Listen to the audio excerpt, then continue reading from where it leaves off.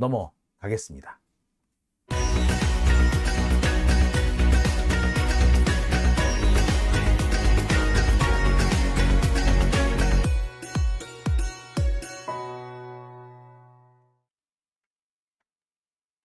네, 오밤중의 뉴스 함께하고 계십니다.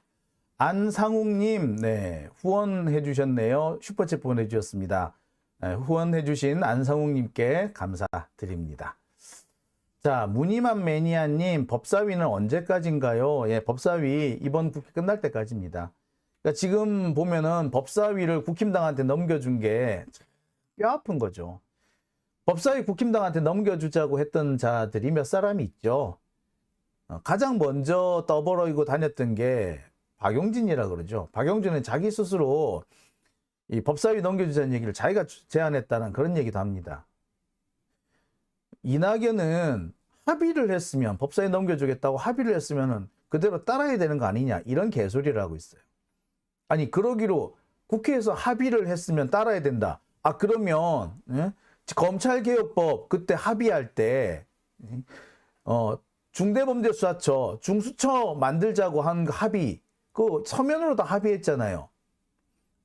근데 그 합의 왜 안 지키고 있습니까? 이 이낙연이라는 얘는 정말 정말 누구 편인지 모르겠어.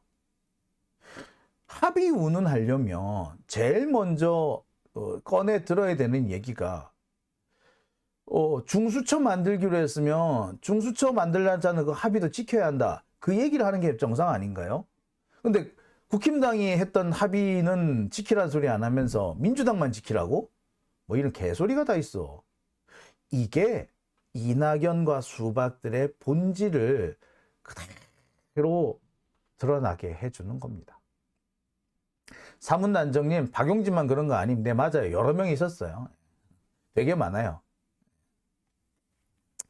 자, 오밤중의 뉴스. 세 번째 주제로 넘어가겠습니다. 제가 준비한 세 번째 주제는요, 자영업 부채 폭발 위기입니다. 이게 심각해요. 제가 지난해부터 계속해서 부채 위기라는 얘기를 했었습니다. 근데 이 부채 위기가 지난해까지 얘기할 때는 제가 가계부채를 중심으로 얘기했고요. 그 다음에 중소기업 부채를 주로 말씀을 드렸습니다. 우리나라 가계부채가 지금 2,000조가 된다고 하잖아요. 그죠? 그리고 이 중소기업 부채도 지금 1,500조씩 넘어간다고 합니다. 지금 가계부채하고 중소기업 부채를 합치면은 4,000조 가까이 된다는 얘기도 나와요. 어마어마한 분위기 액수입니다. 이게 GDP를 지금 넘어서고 있죠. 자, 여기에 또 심각한 것이 자영업 부채입니다. 이 자영업 부채가 지난해 후반기부터 빠르게 증가하기 시작하면서 이제 드디어 폭발 위기까지 왔다고 해요. 이 폭발 위기가 왔다고 하는 가장 큰 근거는 뭐냐면 이 자영업자들의 연체 액수가 빠르게 늘고 있다는 점 때문입니다. 연체라는 게 뭡니까? 빚을 못 갚고 있다는 얘기잖아요. 갚아야 되는 빚을 못 갚거나 이자를 못 내고 있는. 그래서 언제 어떻게 될지 모르겠고 언제든 파산할 수 있는 상태라는 거 아닙니까? 그 총액이 벌써 13조가 됐는데 1년 사이에, 지난 1년 사이에 2.5배나 늘었다고 합니다. 2.5배. 그러니까 지금 현재 약 13조 정도가 지금 자영업자들의 연체 부채라고 하는데 이게 1년 전만 하더라도 3조 정도에 불과했었던 거죠. 근데 그새 지금 훅 늘어나 버린 겁니다. 3배 가까이 늘어난 거예요. 이거 위기라고 안 할 수가 있나요? 자,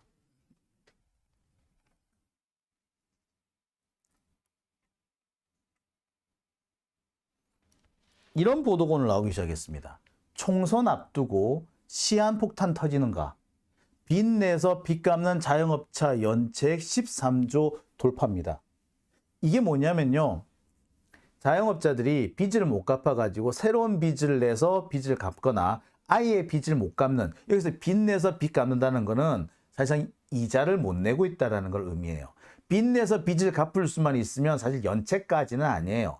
이자도 못 내는 자영업자들이 지금 많고 그 액수가 13조를 돌파했다라는 겁니다. 그리고 이들이 현재 지고 있는 총 부채 액수는 743조라는 겁니다. 그러니까 지금 당장은 부실 대출이 아니지만 언제든지 부실 대출이 될 수 있는 액수가 700조가 넘었다는 거고, 자영업자 1인당 채무가 6억 300만 원, 6억이 넘는다는 얘기가 나옵니다. 이게 지금 국회에서 보도 자료로 배포가 된 겁니다. 여기서 보시면 자영업 다중채무자 대출 잔액이 743조, 여기면 743조잖아요. 이게 액수가 역대 최대랍니다. 이게 왜 문제가 되느냐면 이게 총 채무가 아니고요. 다중채무자들의 대출 잔액입니다. 다중채무자, 내가 여기도 빌리고 저기도 빌리고 빚이 많은 사람들인 거죠. 대체적으로 보면은 빚이 보통 이 자영업 하시는 분들은 주거래은행에 주로 이제 대출이 있는 경우가 많지 않습니까? 단기 부채 말고 좀 오래 가야 되는 그런 부채들은 이렇게 여러 은행에 이렇게 하진 않습니다. 그런데 지금 여기도 빚이 있고 저기도 빚이 있고 이 다중채무인 사람들이 지금 뭐 100만 명이 넘고요. 그 대출 잔액은 700조를 넘어간다고 합니다. 다중채무자 수가 117만 명인데 이 역시 사상 최고랍니다. 다중채무자의 대출 잔액도 사상 최고, 연체액도 사상 최고. 문제는 이 연체액이 최근 1년 사이에 갑자기 늘었다는 거죠. 자, 여기에 한 가지 더. 그럼 현재 자영업의 부채는 총 얼마냐? 1000조에 1000조. 근데 이 문제는 지금 여기 연체 상태에 들어가 있는 자영업자 부채는 13조밖에 안 됩니다만 이게 연쇄 반응을 일으키죠. 왜? 자영업자들끼리 또 이렇게 거래를 하잖아. 거래처 하나가 망하면 어떻게 됩니까? 연속으로 연달아서 별 문제 없던 그런 업자들도 연쇄 반응을 해서 무너지는 경우가 많습니다. 그죠? 뭐 제가 이제 우리 외삼촌 얘기를 가끔씩 하는데, 우리 외삼촌 같은 경우에도 이렇게 뭐 자영업보다는 조금 큰 그런 회사였는데 망해요. 갑자기 망하는데 왜 망했느냐? 사실은 거래처가 망하면서 연쇄 반응으로 나가 떨어진 거였거든요. 물론 빚 자체가 좀 많았습니다만 시작은 뇌관이 된 거는 바로 그 거래처의 부도 때문이었어요. 자, 이렇게 13조밖에 안 되지만 이 13조 때문에 연쇄 반응이 나가지고 이 자영업자 부채가 진짜 폭발할 수가 있는 겁니다. 그리고 13조라는 액수도 작은 액수는 아니죠. 이게 100억 달러 정도 되는 거거든요. IMF 때 우리나라가 그 IMF에 빌린 돈이 200억 달러였지 않습니까? 그 절반 정도에 해당하는 돈입니다. 근데 연체액이 13조라는 것은 이게 곧바로 부실로 이어질 수 있는데 부실로 될 수 있는 게 700조 정도 된다는 얘기죠. 이게 전부 다 한꺼번에 부실이 되지는 않겠지만 이 중에 일부라도 100조 정도라도 부실이 돼버리면 전체 자영업자들의 경제 상황이 흔들할 수밖에 없는 겁니다. 지금 이런 상황이 1년 전에 비해서 무려 2.5배나 갑자기 급증했다는 게 문제인 거지. 갑자기 빚이 늘었다고. 이게 뭡니까? 자영업자들의 경제 상황이 작년에 비해서 올해 갑자기 나빠졌다는 걸 의미하잖아요. 장사가 안 된다고. 응? 왜 안 될까? 두 가지 이유가 있죠. 경기 자체가 침체하고 있는데 이 침체된 경제를 살리기 위해서 이 재정이 적극적으로 재정 투입을 해가지고 경제를 떠받들어 줘야 된단 말이에요. 근데 윤석열 정권, 건전재정 운운하면서 재정이 민간에 대한 투자 자체를 안 하잖아. 보조금 같은 거 확 줄여버렸잖아. 그러니까 당장 소비가 줄어요. 소비가 주니까 자영업자들이 직격탄을 만든 겁니다. 안 그래도 경제가 침체되어 있는 상태에서 재정이 해야 될 일을 안 하니까 더 상황이 나빠진 거죠.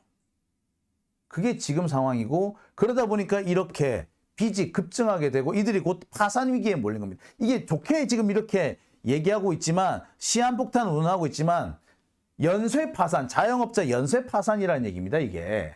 그죠? 심각한 상황이죠.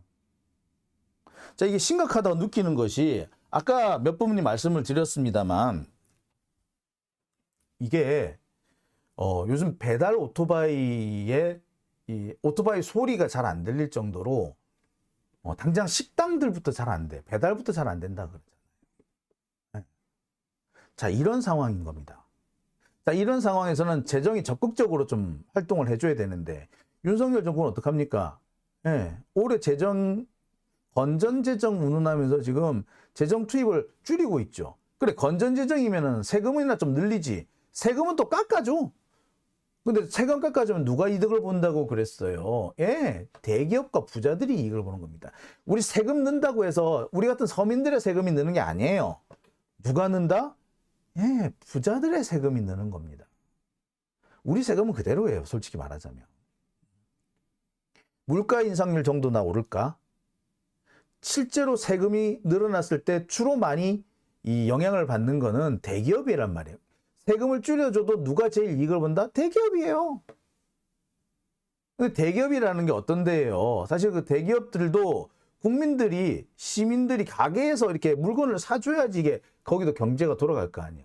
근데 당장 이 대기업들이 자신들의 당장 세금 부담을 줄이기 위해서 세금을 안 내려고 하는 거고, 그런 대기업들의 요구를 그대로 받아 안은 데가 윤석열 정권인 겁니다.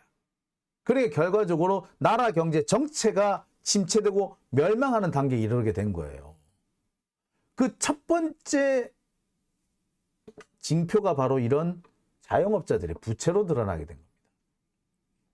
자, 문제는 자영업자들의 부채가 자영업자들만의 부채로 끝나지 않는다는 거죠. 뭐?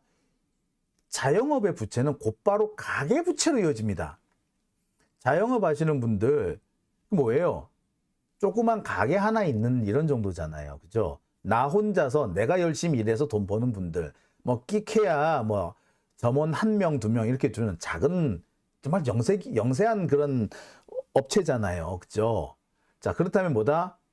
예, 이 자영업자들의 그 빚이 늘어난다는 거는 사실 이거는 가계 부채가 늘어난다는 거 똑같아요. 자, 제가 만약에 무슨 가게를 조그만 걸 한다고 칩시다. 근데 가게가 지금 장사가 잘 안 돼가지고 적자가 나고 있고, 가게 운영비나 뭐 이런 것들을 뭐 당장 뭐 임대료 이런 걸 내야 되고 뭐 재료비 들어가야 되고 이렇게 하면은 그 돈이 없다. 그럼 어떻게 해서 돈을 빌리겠어요? 예. 집에 있는 돈 일단 끌어다 써. 빚을 내기도 하지만 집에 있는 돈도 끌어다 쓸라 그럴 거예요. 집에 있는 돈 끌어다 쓰면 이게 뭐가 된다? 예, 가계부채로도 잡혀요. 자영업 부채가요, 솔직히 가계부채로 바로 잡혀. 뗄래야 뗄 수 있는 상황이 아니거든요. 그러니까 뭐가 된다? 자영업자의 부채는 곧바로 가계대출로 이어지는 겁니다.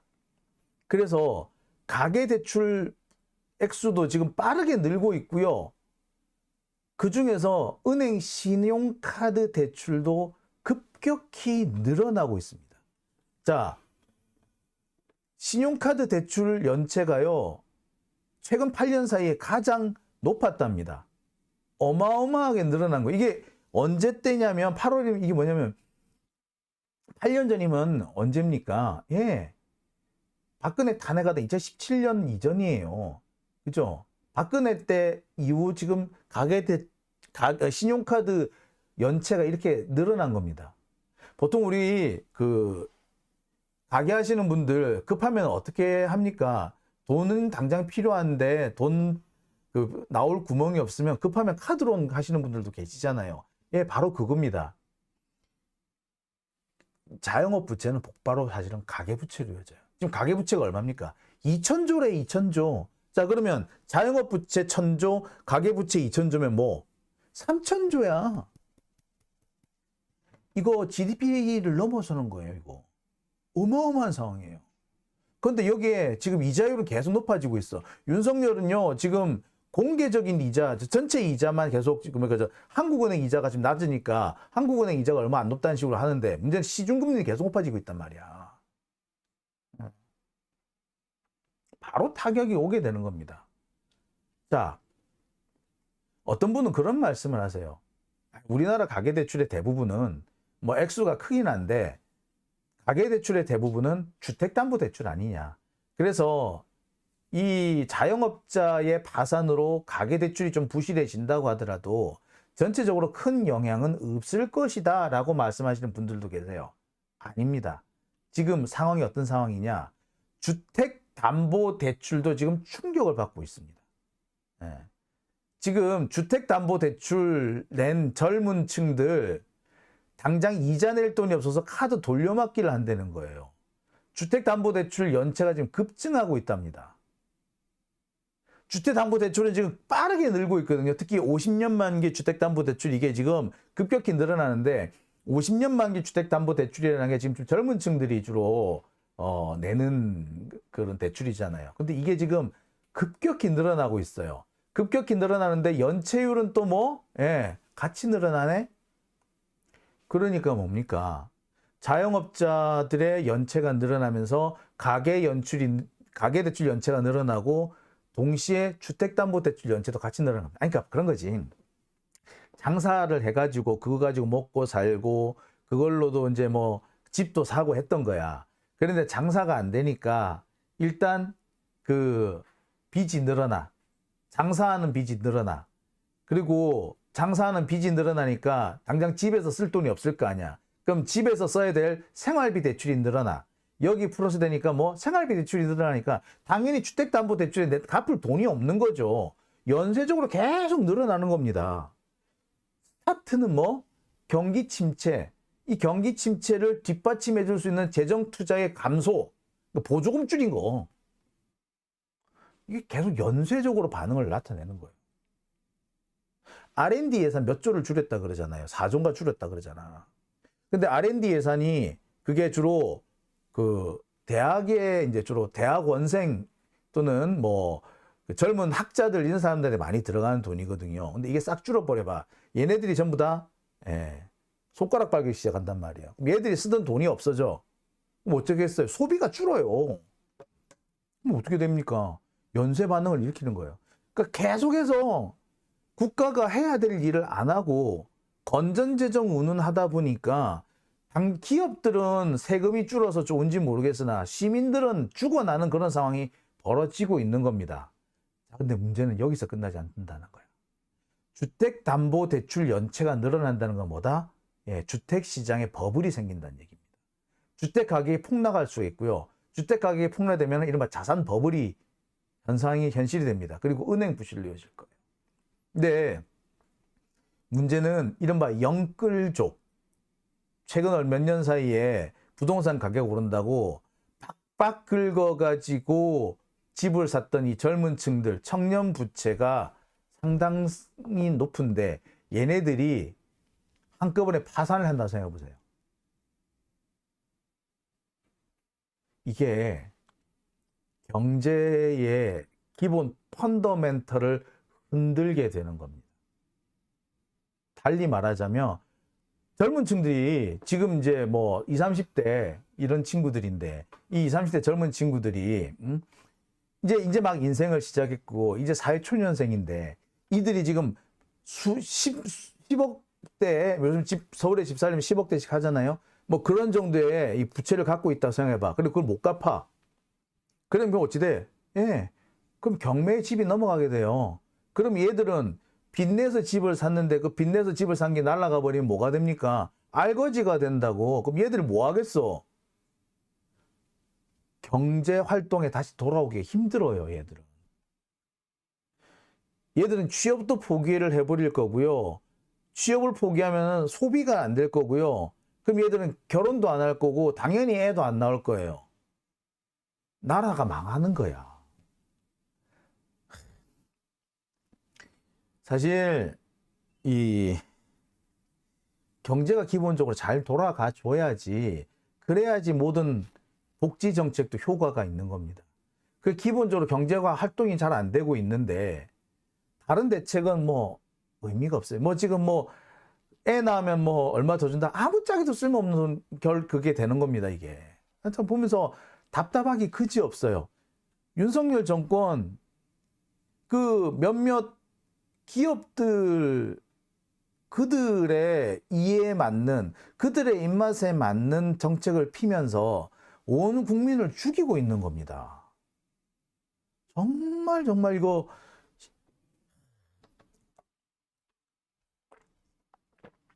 세금을 많이 걷는 게 잘못이 아니에요. 세금을 잘 써야죠. 세금을 걷어들여 가지고 소고기 사 먹는 데 쓰지 말라고. 에? 윤석열 검찰총장 할 때 뭐 청계산 밑에 어떤 그 고깃집 가가지고 몇백만 원씩 소고기 사 먹었다며. 에? 그런 데 쓰지 말라고. 특수활동비 아무렇게나 주머니 쌈짓돈처럼 뿌리지 말고 경제 살리는 데 쓰라고. 그런 데 안 써야지. 참 답답하기 그지없습니다.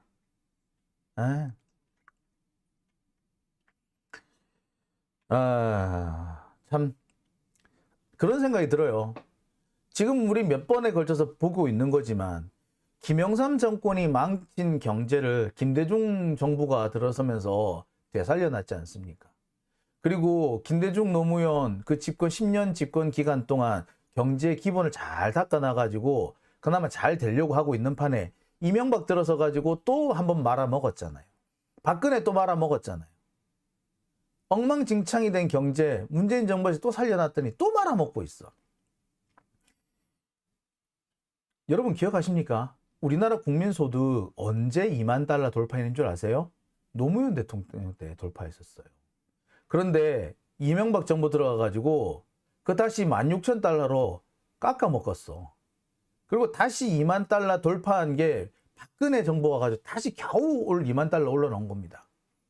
근데 그 2만 달러 초반이었던 우리나라 국민소득이 3만 달러 돌파한 게 언제요? 문재인 정부입니다. 근데 윤석열 정부 들어선 지 1년 만에 다시 2만 달러대로 추락을 해버립니다. 민주정부가 되살려 놓은 경제, 이 수구 꼴통들이 말아먹고 있는 겁니다. 그러면서 무슨 경제도 그렇고요, 안보도 그렇고요, 민주정권 때 정말 제대로 된 겁니다. 사실 보수하는데 진짜 제대로 된 보수는 민주당이 진짜 제대로 된 보수인 거예요. 윤석열 정부가 그 수구야, 꼴통이야. 무슨 보수야, 지들이 무슨 보수야, 보수는. 웃기지 말라 그래. 기득권이지. 예? 부동산 기득권. 다 부동산 갑부들이잖아요. 그들이 뭐 한다는 거예요? 자, 참 답답합니다. 자, 무리문자님, 747 칠 수 있는 사기는 다쳤지. 747, 아유, 지금 생각해보면 어처구니가 없습니다. 뭐, 경제 7% 성장에 국민소득 4만 달러, 그래서 747이었잖아요. 개뿔, 절반도 못, 아유, 진짜. 법사위 얘기를 하시는데요. 법사위는요, 지금도 민주당이 가져올 수 있었어요. 원래 이번에도 민주당이 가져와도 정상이야. 근데 그 박용진 같은 애들, 이낙연 같은 애들이 넘겨주는 바람에 이 꼴이 난 거예요. 다음 국회 때는 절대 법사위 같은 거 넘겨주면 안 돼요. 아유 진짜. 자, 요새 보면 대한민국 기득권은 이 부동산, 건축 요런 토건 기득권들입니다. 얘네들이 대한민국의 부와 명예와 권력을 독점하고 있는 거예요. 얘네들이 이제는 어디까지 지금 손을 뻗치고 있다? 예, 언론사까지 손을 뻗치고 있습니다. 지금 새로 언론사 세우는데도 건설사, 매물로 나온 언론사 사들이는 것도 건설사. 지금 보세요. YTN 건설사가 사들여갔잖아. 자, 얘들이 왜 이러겠어요? 언론을 장악하고 있으면 자신들의 기득권을 더 잘 지킬 수 있다고 보는 거예요. 옛날에 그런 게 있습니다. 모 건설사 사장이 검찰에 붙잡혀갔대. 뭐 배임 횡령 뭐 이런 거겠지. 뭐 건설 비리 이런 걸로 잡혀갔는데 검찰청에 불려가가지고 거의 속옷만 입고 무릎 꿇려서 두들겨 맞았대요.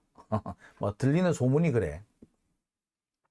이 사람이 이를 바득바득 갈면서 복수를 다짐했는데 다짐해가지고 이 사람이 뭘 했다? 예, 언론사, 방송국을 하나 인수를 해요. 그리고 이 사람이 지금 어떻게 된다? 아무도 이 사람 못 건드려. 마찬가지입니다. 전국에 이 SBS 계열의 민방, 이 민방들 가지고 있는 데 보세요. 대부분 건설사예요. 왜 그렇겠어? 요새 경제지들 다 건설사가 인수하죠. 서울신문 건설사가 인수를 했죠. 왜 그렇겠어요? 건설회사들은요, 이번 대장동 건에서도 보시다시피 교도소 담장위를 걷는다고 해요. 그런데 얘가 언론사 사주가 되잖아? 아무도 안 건드려, 못 건드려. 그 태영 보세요. 네. 태영, 사실 그렇게 알려져 있는 건설사도 아니고 큰 회사도 아니었거든. SBS 하고 난 다음에, 네. 지금 재벌급이 됐잖아. 그럼 아무도 태영 못 건드리잖아. 오히려 태영이 자기들 사업에 걸림돌이 되는 그런 지자체를 괴롭힐 수도 있어. 지금 얘기는 나오는 거 보면 보세요. 이재명 대표에 대해서 SBS가 그렇게 악의적으로 덤벼드는 이유가 뭐냐? 네. 경기도에서 태영이 독점하고 있던 그 많은 건설 사업들을 다 골고루 나눠줬기 때문에 그렇다. 태영이 밥그릇을 뺏었기 때문이다. 그런 분석이 대단히 유력하게 돌고 있는 이유가 뭐겠어요? 그런 겁니다. 자, 이들이 원하는 건 뭐냐? 세금을 적게 내는 거예요. 그리고 임금을 적게 주는 거예요. 그리고 노동조합 못하게 하는 겁니다. 노동조합이 생겨서 제일 힘든 데가 어딘 줄 아세요? 사실 건설업체예요. 건설업체예요. 그래서 얼마 전에 건폭하면서 단속한다고 했던 이유도 거기 있는 겁니다. 그 와중에 노동자들이 죽고 자영업자들이 죽고 있는 겁니다. 이른바 토건족들의 이해, 재벌들의 이해에 충실하게 움직여주는 윤석열 정권을 인해서 민생이 바탕나고 시민들이 죽어나고 있는 거죠. 이들을 그대로 보고 보실 건가요? 예. 저는요, 이런 생각도 해봅니다. 차라리 다음 선거에서 민주당이 이기면은요, 우리나라는 선거로 문제가 해결이 될 겁니다. 하지만 다음 선거에서 어떤 이유에서든 간에 민주당이 예상보다 못한 결과를 가져오게 될 경우 대한민국 혁명 날지도 몰라요. 지금 벌써 그런 단계까지 이르렀습니다. 청년층들이 지금 피폐해져 있다고 하잖아요. 경제활동 자체를 안 한다 그러잖아요. 알바 자체도 안 하는 경제활동을 포기한 인구가 300만 명이라잖아요. 옛날에는 청년 실업이 300만 명이라 그랬는데 취업 포기, 경제활동 포기가 300만 명이래. 얘들이 그냥 가만히 있겠어? 일본 애들처럼 히키코모리로 가만히 처박혀 있겠어? 일본 애들은 히키코모리처럼 가만히 처박혀 있겠지. 적어도 한국 사람, 조선 놈들은 그렇게 안 해. 어느 순간 폭발해요.